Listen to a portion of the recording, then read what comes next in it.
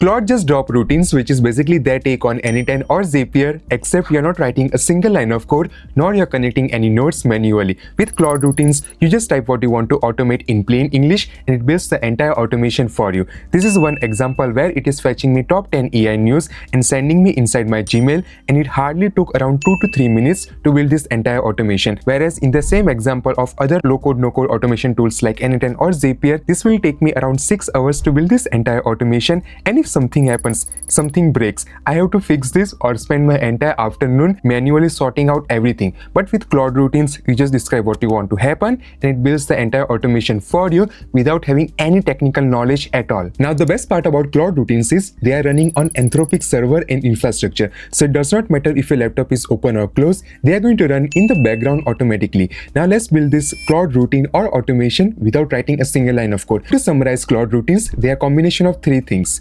First is instruction, then your connectors, or basically which tools that you are going to connect and how you are going to run or trigger this automation. In instruction, you have to go very deep and descriptive about your automation. Think like you are passing this to someone who does not have mind of their own, because Claude routines are not going to stop in between to ask for your permission or to interrupt you. They are going to run simultaneously in the background. That's why you have to go descriptive and break down each and specific step by step and what the output should look like. So let's start building our first Claude routine. So head over to claude.ai, and here on the left hand side you will find this tab called code. Click on that and you will find this brand new feature called routines.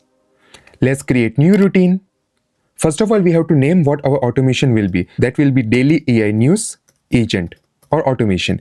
Now in instruction, we will define what type of news we want, what are the source of news that we want to get from, and what the output should look like. So in our example, we want this automation to daily send us 10 top AI news in our space, and it should send us inside our email draft at 6 p.m. Our first line will be overall goal of our automation. We are saying that harvest top 10 AI news and create a Gmail draft. Here we are specifically mentioning what type of connectors or tools you have to call during this automation. I will talk about that in later part. Now we will instruct what it should do step by step when running this automation. So first of all, it should perform web search on the specific keywords, trending AI coding tools, and with our current date, Claude Code's new features, cursor new features, and self-hosted AI trending tool. Then next, it should call the MCP server of GitHub to search for top trending repository in our space. So if the star of that GitHub repository is more than 100 in that particular day, we obviously want to pay attention to those type of trending GitHub repos. Here, obviously, this workflow is entirely customizable in any shape, way, or form according to your preference. For instance, you are in real estate or finance, just change the keyword or give specific source of information or medium that you are grabbing from, and it will create that automation for you.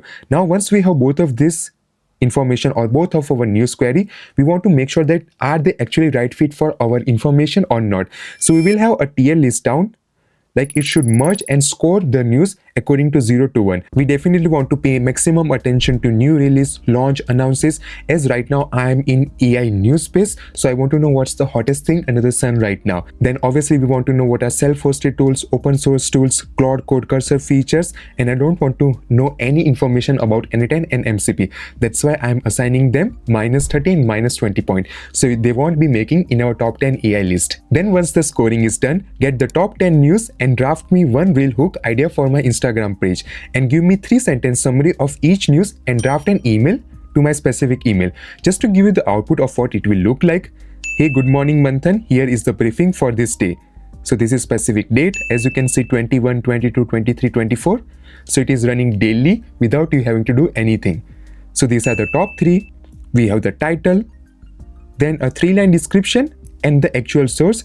So in case we want to learn more about this, we can actually click the link and start reading more. Then these are our watch list, and this will be top 10. Now note that sometimes this automation might get funny and go out of your boundary. That's why always include negative prompting inside the instruction. For example, these are constraints. Don't send the email, only draft.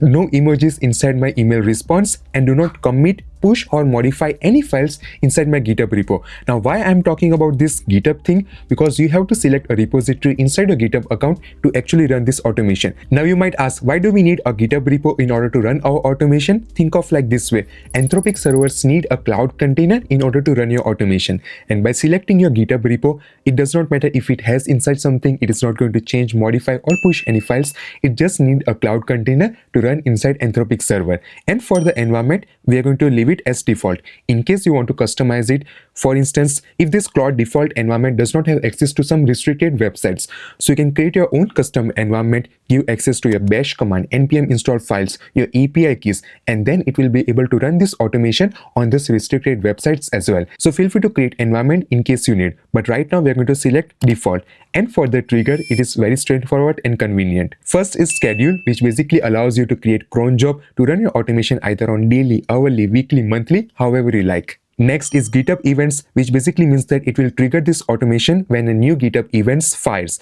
For example, someone create a PR or someone merge an issue, it will automatically run this automation on your backend. And the last trigger option is API, which means that you can actually trigger your automation by sending a post request. Now, what does this mean in simple terms? Let's say you are on my website and you book a call with me.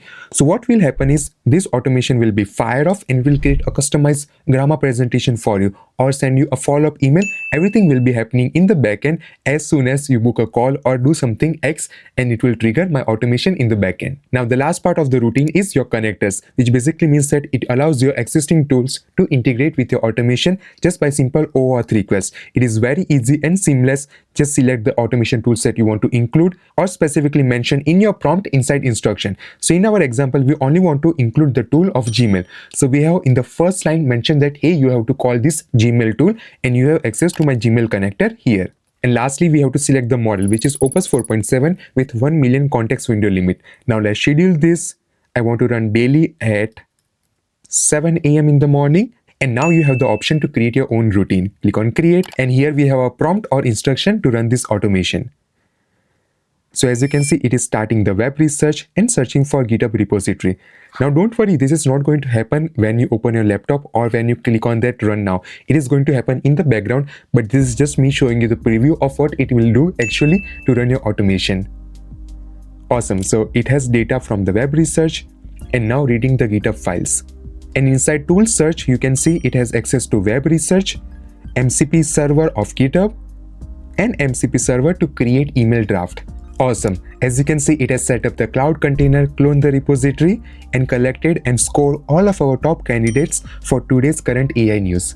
So we have news regarding OpenAI, Kimi K2.5, Cursor, Claude Code new features, and all of that. And now it is actually drafting email for us. So we have our new draft here that has just arrived. Let's open that.